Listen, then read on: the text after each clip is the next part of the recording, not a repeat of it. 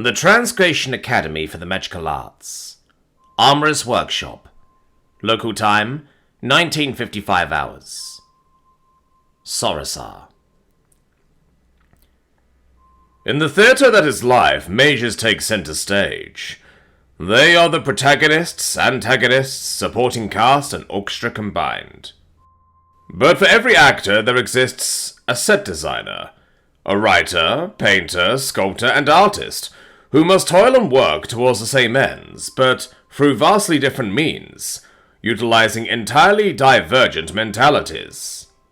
Because while a mage performs, an artificer creates, forging the tools by which civilization stands, setting the stage for the mage's performance. This distinction, whilst nominally irrelevant in one's day-to-day, becomes oh so important when confronted with instances such as these, when reality itself seems poised to undermine eternity's worth of progress. For the artificer in me wept, partially out of frustration, but primarily out of burning curiosity, upon being confronted by the Earthroamer's mannerless conveyance. An artifice by any other name, save for the discordantly vital operative word. Mannerless. It was a mannerless artifice. A construct, as per Emma Booker's words. Or at least, that's how she phrases it in High Nexian. Animated mannerless construct. Non-magical moving article. Mannerless powered conveyance. My mannerless armored friend had a whole litany of flowery descriptors with which to describe this anomalous thing, each one more puzzling than the next. But none as puzzling as the projection that stood before me. And while a mage may simply disregard the mannerless descriptor as nothing more than an exercise in hyperbole, choosing to simply accept this construct as it was, an artificer simply couldn't walk away from such a bold and outrageous claim. For it was the equivalent of approaching a master healer, casually presenting them with a living, breathing, mannerless being, and expecting them to simply accept it after some casual banter. Which was to say, it was akin to the presentation of the impossible, as it stood in defiance of all conventional wisdom. It doesn't take a seasoned Wainwright to understand the fundamental principles of construct animatics, the complex interplay of moving parts and their associated forces, which were required when considering the physical movement of a construct within the confines of the corporeal world. Any artificer can tell you that in the process of creating a simple horseless buggy from scratch, one could write for a cleric a litany of issues, ranging from the limitations of a given material, the convergent and divergent forces at play when an object is in motion, and the various systems that need to work seamlessly in order for a wheeled conveyance to stay in motion. These limitations, imposed by the natural world, did have their mannerless solutions. However, those solutions were rudimentary, limiting, and most crucial of all, basic. This is why artificing as a field came into existence. A coalescence between the worlds of early enchanters and would-be tinkerers. The discipline of artificing was founded to overcome these obstacles. Our forefathers studied our limitations, embraced the physical world in all of its tedium, in order to forge solutions in the hearth of enchanted fires. This was the reason why Emma Booker's construct was as bold as a claim as it was impossible. It was a far different beast than her armor, or even her exceptional weapon. For those were simple constructs, easy enough for a mannerless forger to create, with the sole caveat of time and experience being exchanged for the final product. No, what my mannerless friend was presenting today wasn't another suit of armor, enchanted parchment, or even the taming of an admittedly anomalous insect familiar. Instead, she was proposing the existence of an animated construct, one built to withstand the rigors of the outside world, capable of autonomous movement, using entirely unenchanted, unattuned, non-magical parts. This was a discordant claim I simply could not wrap my non-existent head around. And I oh so loved every second of it. I felt closer to my artificing forefathers than I ever knew was possible. The rush of the unknown, the thrill of being faced with an unassailable cliff face, and a burning desire to cast this darkness into the light. This was a challenge. And Sorosar Latil Almont Pliska never backed down from challenges. Though by that same logic, Sorosar Latil Almont Pliska needed to balance his professional enthusiasm for the practical considerations of the present. For despite the unquenchable thirst for knowledge and discovery, there existed a barrier even I wouldn't cross. That barrier being the safety and well-being of the first genuine acquaintance I've had in... How long have I been here? Regardless, I had to play it safe. I had to respect whatever boundaries she wished to maintain in the secrecy of her mannerless constructs. But, thankfully, I had the instincts of millennia toying with expectant decorum to keep her claim safe and shrouded from prying eyes, even if there were miasmic gaps in between centuries of monotonous drudgery. "So, let old Sorosar regain his bearings here," I began, as I once more poked a single-gloved appendage through this mannerless projection. "This conveyance not only lacks any mana-imbued, enchanted, or artificed components, but likewise doesn't tap into the mana streams for any of its processes?" "Yeah, that's correct," the Earthrealmer replied jovially. "And yet you're capable of generating physical motion, animating this conveyance, without the assistance or power of mana?" "That's correct. I'm sorry for being so vague here, Sorosar. I think we both know that—" "Bah!" I waved a hand to dismiss the unfinished thought. "There's no need to apologize. Discretion is the best defense against malicious intent." I know. This does sound bad when phrased in such extremes, but I do believe that it is better to exaggerate than to suffer the consequences of understated mildness. I tried my best to reinforce and reassure the Earthrealmer, though I was just as much attempting to convince my twitching curiosity from diving any further than was safe. A twitching which manifested physically, rattling my plates and flapping my visor as the conveyance's fundamentals proved beyond perplexing. "An animated conveyance, capable of motion without mana," I posited, more so to myself than to the Earthrealmer, who merely nodded once more in affirmation. "And I assume there is no mannerless biological trickery afoot?" The Earthrealmer cocked her head at that. "No, Sorosar, I can assure you, we aren't one for mannerless biological or druidic methodologies." I nodded, my focus remaining on the projection before me. There needed to be an answer. A soulless, non-living object couldn't simply up and move without an injection of power, be that of flesh, of magic, or something in between. My hands fiddled aimlessly at this mannerless projection, my mind wandering as to the function of this Earthrealmer toy.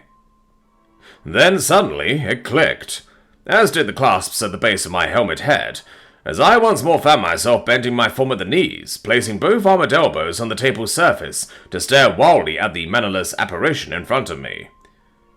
I grinned. Or at least that's what my soul wished it could do.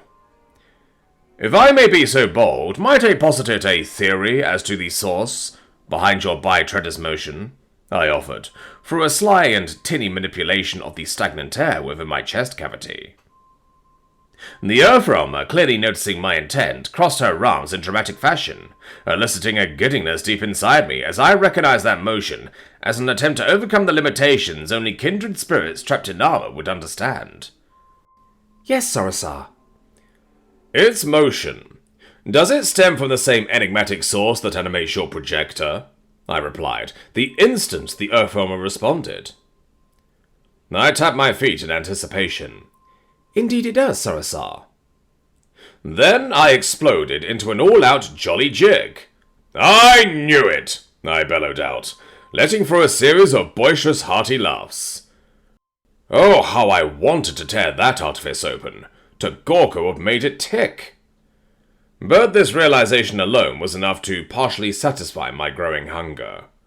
For it broke the Nexian stranglehold on the keys to a truly civilized polity.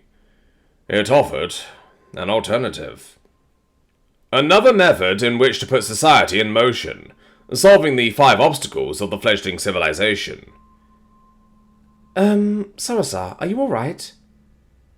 I finally registered the Earthrealmer's voice through the auricular enchantments imbued along my form, her voice registering in the annals of my transient mind.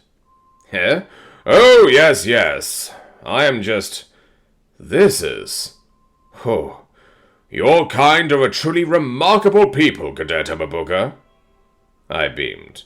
Why, this practically reframes my eternal toil as a long wait for something exciting, rather than an arduous march into futility. I managed out, in a surprising turn of earnesty that even I hadn't expected from myself. Still, my subconscious was right. This truly was worth the sacrifice of time and sanctity. Right then, oh! I finally steadied my train of thought, forcing myself back into the role of the tepid conversationalist. Though by doing so, I found myself incapable of forming words. There were just too many topics to broach, too many questions to ask, with most of them being off limits for obvious reasons. Though there was one that successfully crept up to the surface above all others. A question that was vague enough to be overlooked by those who may decide to meddle, but whose answers would be reality-defying to those who knew what its implications held. If I may ask, Amabuka, exactly, or rather, roughly, how many individual components exist within this conveyance? This question seemed to give the Earthrealmer some pause, as each second of contemplation felt longer than entire weeks' worth of mindless toil within the manufactorium. I'll refrain from going into specifics, but it's somewhere in the hundreds, Sarasa. The Earthrealmer finally responded. Why'd you ask? Because this serves to provide invaluable context in the approach and limitations of our 2 parallel paths, Amabuka. I responded immediately, leaving little to no time to waste. It is a general rule of thumb in artificing that the more advanced an artifice conveyance is, the fewer individual components are necessary for its function, with the role of each piece taking on greater tasks within the function of a conveyance.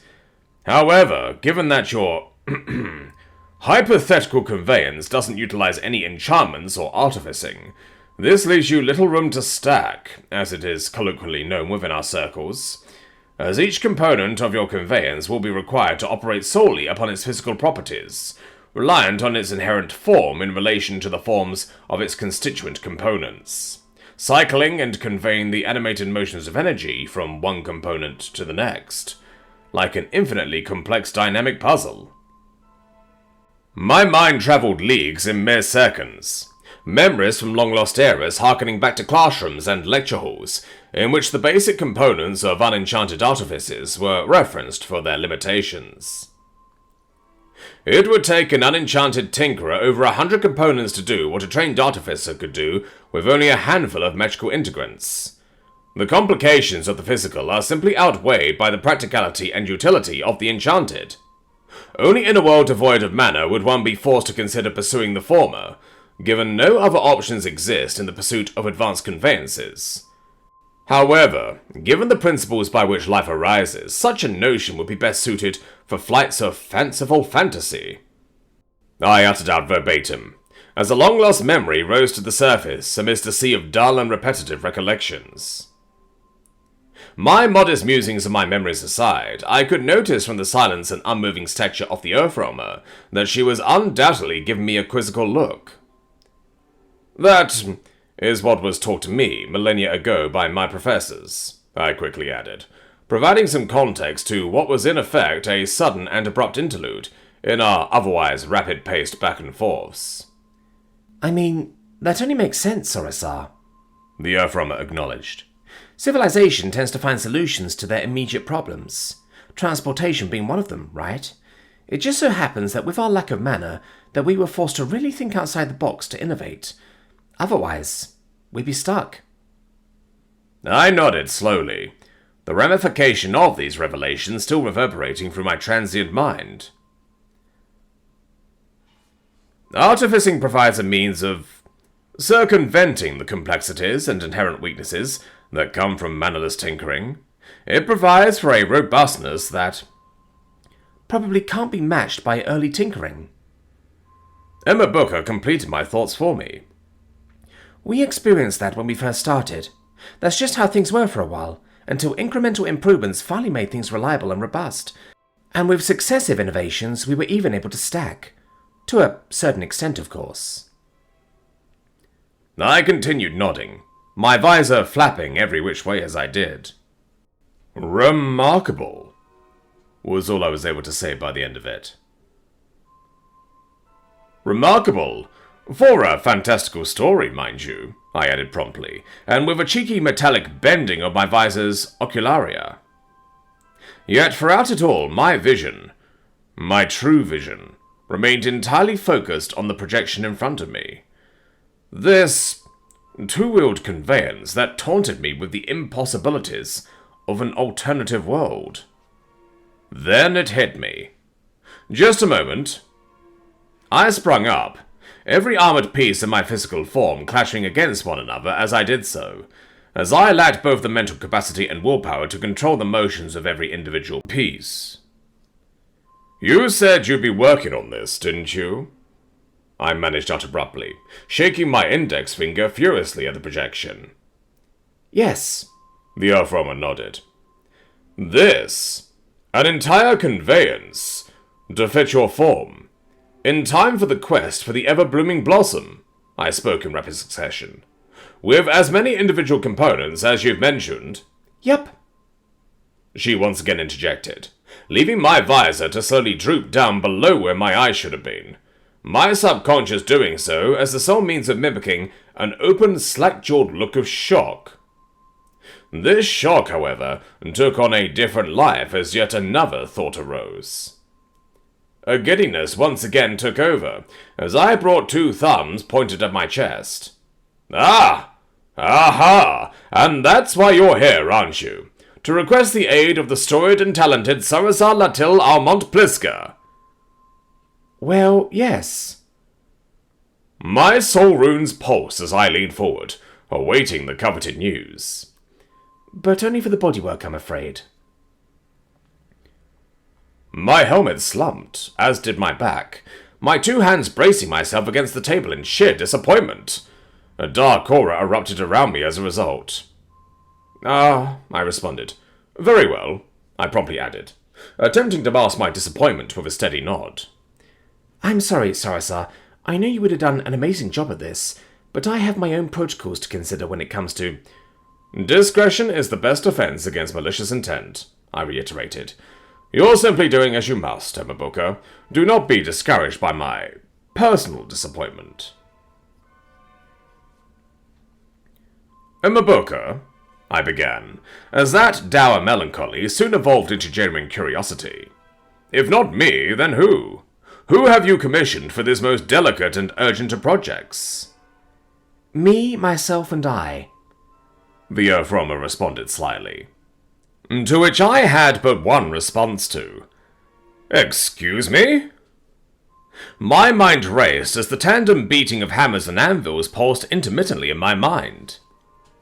You are more than welcome to use my workshop if need be then, in that case. Oh, no, I meant I'll be producing it in-house at my own setup. She once more interjected. This brought up even more questions than answers, as I felt myself acquiring a chair for the first time in millennia. To clarify, Sarasar, I won't be doing any of it by hand. I have a construct that my people have built with the express purpose of crafting these delicate components, one after another. It's all automated, is what I'm trying to say. I see, I acknowledged, simultaneously summoning a chair from the ether as I did so. Another mannerless artifice built in order to craft the components of other mannerless artificers. Am I correct to assume you have yet another artifice with which to assemble these components? Yeah. How did you... I think I will need a moment to ponder the implications of all of this, I managed out, through a rumbling motion of stale air. A moment passed, at which point I moved back to the pertinent task at hand, my excitement more than enough to overcome the shock of disbelief. Thank you for waiting. My soul runes are properly intact. Now, how's about you give old Sarasar the necessary details about this commission, eh? Dragon's Heart Tower, Level 19, Residence 20, Peer Group Leaders in a Sanctum. Local time, 2200 hours. Oris Ping. Kneel. Bow. Head against the sweet cushion. I will bring light to dark. Repeat. Kneel. Bow. Head against the sweet cushion. I will bring light to dark.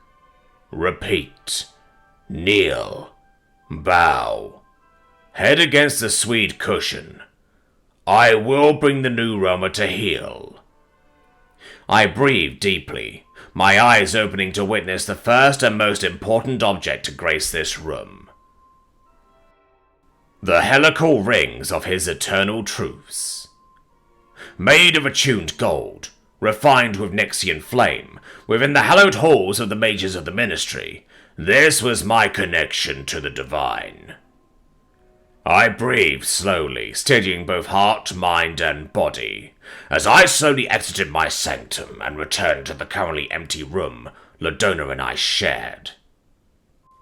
Her scented perfume complemented the burning of incense, imbuing within me a feeling of repose in a world that had been tainted by the arrival of this intruder. With an adjustment of my cloak, I left the room to find the others gathered around the tea table. There, I couldn't help but to overhear the rumblings of dissent, perched amidst stray conversations. Why are we taking on such an unnecessary risk? Surrogate championship for a nameless peer group is simply not worth it when you consider the opponents involved. The ambler noble countered loudly.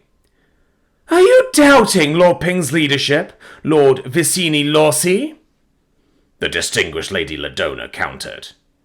I am merely stating that it is unnecessary. So is maintaining the established order also unnecessary, Lord Lorsi? I questioned, entering the fray with firm footfalls. Lord Ping, I was merely... Answer the question, Lord Lorsi. The man's pupils constricted in fear. Fear of what he knew was right, like a child being confronted with his own fallacies. No, it is not, Lord Ping, he relented, lowering his brown-furred head in submission. Good. I am pleased we see eye to eye, I smiled in response, moving over to place a single hand atop of his head, squeezing and kneading his scalp in the process. From there, I moved towards my strategist board, a large and mobile corkboard that are now being filled to the brim with illustrations, names, and the portraits of familiar faces, all of which were tied and bound together in strings of glowing twine. The most notable amidst the portraits, placed next to the insufferable Quiv, was the discordant New Realmer. Her featureless helm staring forward, taunting me even now with its insufferable emotionless stare. There is a natural order to this world, I began, as I trailed my fingers up and around the board, flicking each string to the tune of a lute. And those who try to upend it do not fare well, I continued, placing a palm against the New Romer's portrait. Tomorrow, I reset the board. Tomorrow, I will make things right.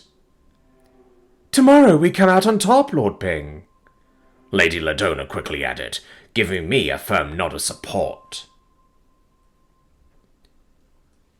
The Transgression Academy for the Magical Arts. The Hall of Champions. Local time, 1200 hours. Emma. The end of PE had arrived, which meant the challenge was soon to be issued. Chiska had made sure to emphasize how staying for the challenge was voluntary, and how only one extra peer group needed to remain behind to act as witness. However, much of the student body had elected to stay behind. On one hand, this was probably because of the high-profile nature of the matchup. On the other hand, though, the fact that this PE class had been a health lecture in disguise meant nobody was tired enough to leave, at least not right away. Lords and ladies, as all of you know, a challenge has been issued within the hallowed halls of learning. And as the resident physical education professor, it is my honour to not only act as arbitrator, but deliberator for said challenge, Chiska began, making her way back onto the field in the middle of the stadium. The only requirement Professor Belnor requested is that the challenge must be a quick one, so no marathons. The professor turned in my direction before shifting towards Ping. And no gauntlets. And considering your rather novice dueling potential, it is my decision to instead opt for a simple challenge. The feline spoke with a sly grin, before gesturing to the rapidly changing field, one that was quickly filled in with sand, leading all the way up to the track that bordered the edge of the stadium. Lord Oris Ping, Cadet Emma Booker, you are both invited to partake in the Crimson Waltz.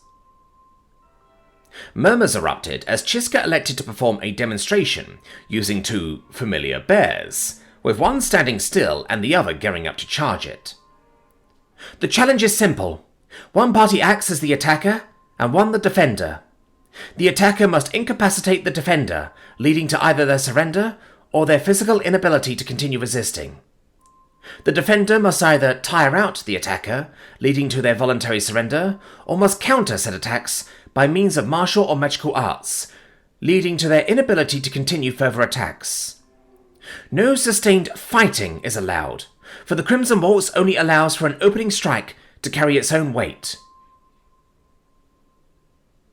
The two bears demonstrated the two scenarios in kind, with the attacker shown as winning once the defending party was knocked out after being slammed by a ramming charge, and the defender shown as winning following some kung fu-like grapples of the attacking bear, leading to a wrestling takedown.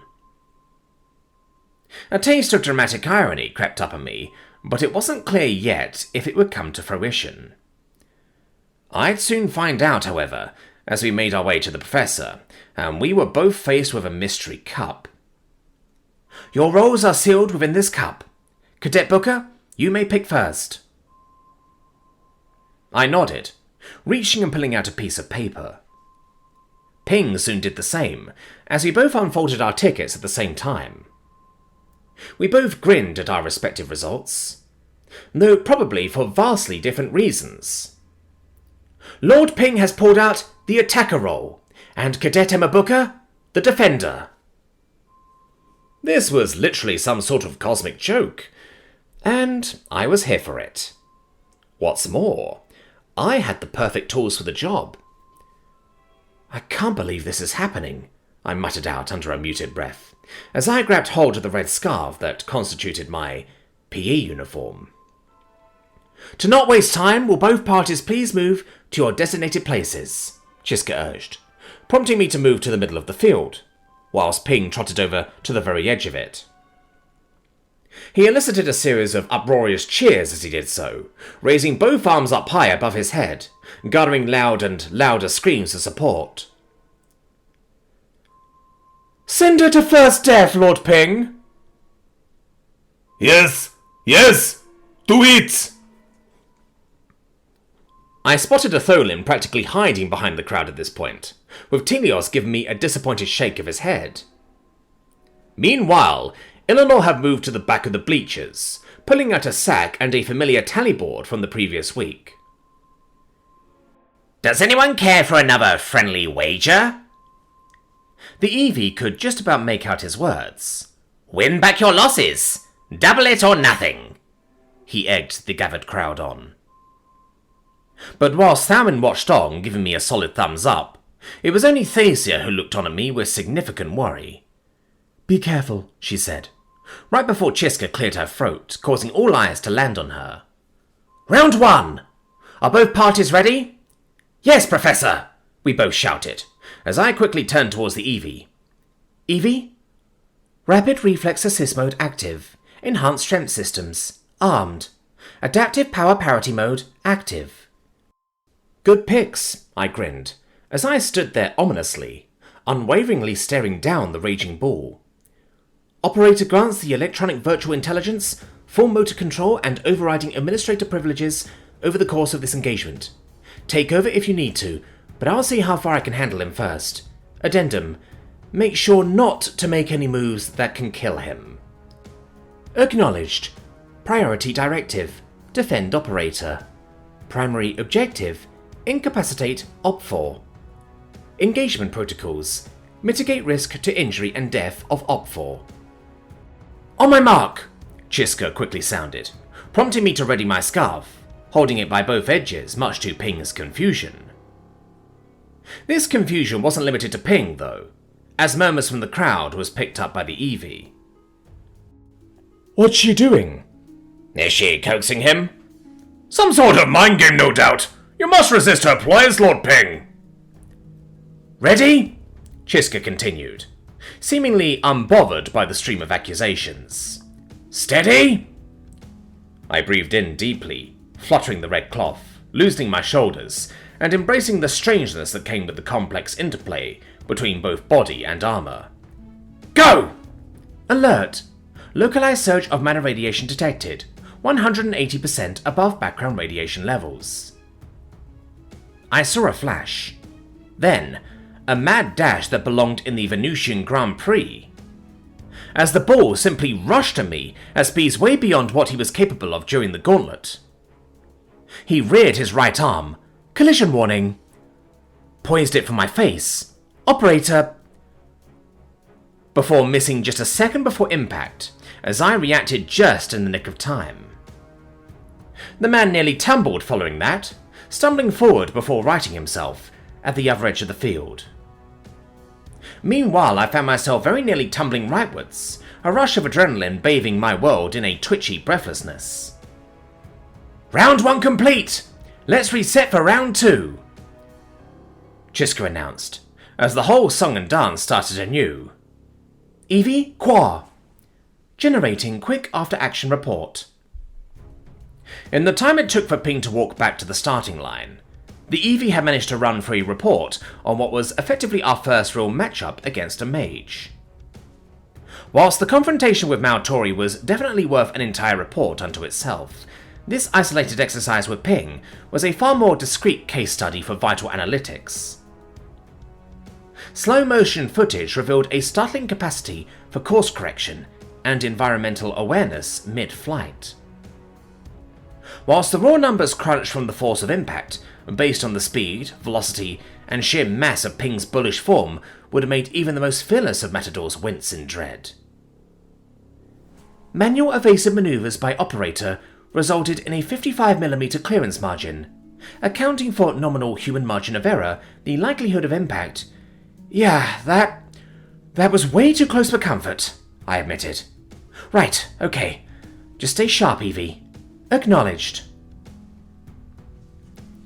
I found myself staring Ping down as he arrived back at the starting line, the man choosing to rear his foot back, kicking sand behind him as he did so. This prompted me to respond in kind, pulling out the red scarf once more to egg the bull on. A series of chuckles erupted from the stands because of that, prompting the bull to silence them with a stern glare, before turning towards me with a drawn-out snort of hot air. Ready? Chiska began. Steady? She continued, eliciting a sharp, breathy exhale from Ping. Go! Alert! Localized surge of mana radiation detected, 300% above background radiation levels. I didn't even see a flash this time around. Collision warning. Evasive maneuvers. Instead, I felt my whole body lurching right, avoiding the ball as the whooshing of wind and a small gust of sand sped right by me. This resulted in Ping taking half of the track to come to a complete halt, though this did little to undermine Chiska's enthusiasm. Let's reset for round 3. The man nodded, raising his arm as if to ask for a reprieve. Do you yield, Lord Ping? No, Professor. I just need a moment to... There are no rests in the Crimson Waltz. The process of resetting is as much a part of the challenge as the act of attacking and defending itself, the Professor explained for a chipper voice. At which point I understood it. The challenge, which at first seemed to heavily favour the attacker, was just as fair to the defender. All a defender needed to do was to dodge, wearing down the attacker given how there was no chance of respite from the moment the attack began to the moment the next attack was reset. Ping finally seemed to get this as well, as he seemed even more pissed off than before, if that was even possible. Ready? Chiska started yet again. Steady! The man breathed out wildly, priming both arms. Go! Alert! Localized surge of mana radiation detected. 400% above background radiation levels. I couldn't see anything. Not ping, not a fist, nothing. It all happened so quickly that I just felt winded by the suit's sharp and jerky movements. Reset for round 4, Chiska shouted. This forced me to look over at the Qua for answers, and what I found was nothing short of unnerving. Cadet Booker, if this persists, the armor may not be able to effectively evade the next attack. Ready? Right. Ready up non-lethal CQC presets. You got admin privileges. Feel free to use it. Steady! Acknowledged.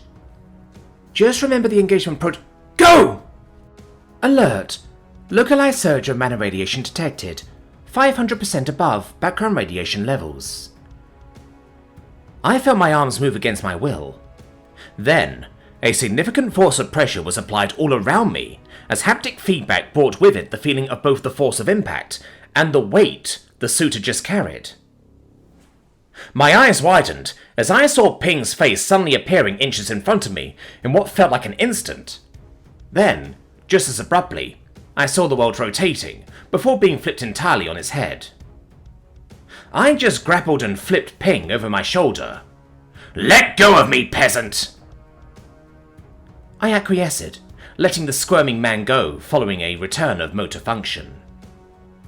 I felt my bearings slip in that moment, but only momentarily. Reset for round 5! As we were once again brought to the next round of this waltz. And I braced yet again for what was to come. Ready? Steady! Go! Alert! Localized surge of mana radiation detected. 550% above background radiation levels. I blinked. Thud! And it was all over. I found myself flipped over, now with arriving Ping once again in my arms. Lord Ping! Do you wish to yield? No! Ping yelled again, getting back to his feet as he began limping back towards his starting position. This song and dance just wouldn't end. But as I would soon notice, it was clear Ping was starting to reach his limit. As each alert, localized surge of mana radiation detected, 550% above background radiation levels. And every other round, alert, localized surge of mana radiation detected, 520% above background radiation levels, was met by the same level of mana radiation. When taken alongside the stats offered by the Qua, it was clear he'd reached the extent of his capabilities. His speed, maneuverability, and force seemed to be at their limits. Alert!